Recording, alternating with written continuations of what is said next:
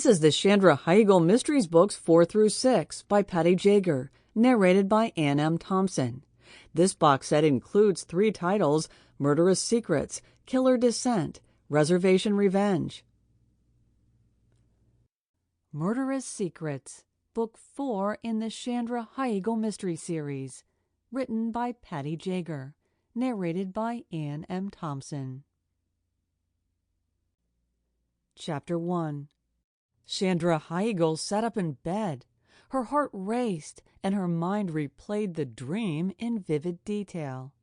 Ella, grandmother, stood in the middle of stampeding horses.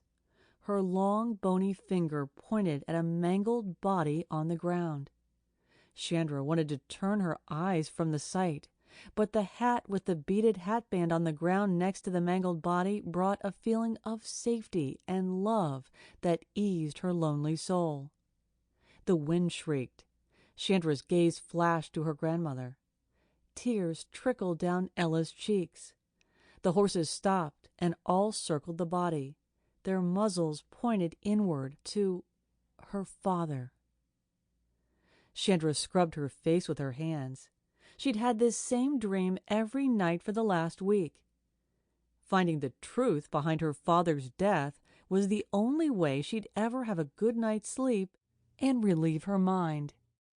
The red glowing numbers on the clock beside the bed told her she might as well get up. A couple more hours and Aunt Jo would be awake. She'd call, giving her aunt warning of Chandra's arrival that afternoon. There was no sense in putting the trip to the reservation off any longer. Her mother and stepfather wouldn't give her any information about her father's death, but the Higheagle family hopefully would fill her in on the details she needed to know. Sheba, her large slobbery mutt of several large breed dogs, raised her basketball-sized head and stared at her. "I know you don't like to get up this early. I have things to finish in the studio if I'm going to the reservation today."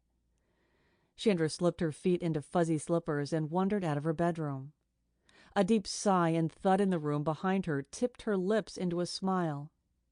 "Sheba might not like to get up this early, but she won't allow me out of her sight."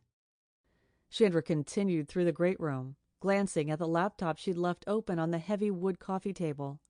She'd run into dead ends while trying to search online for records of her father's death.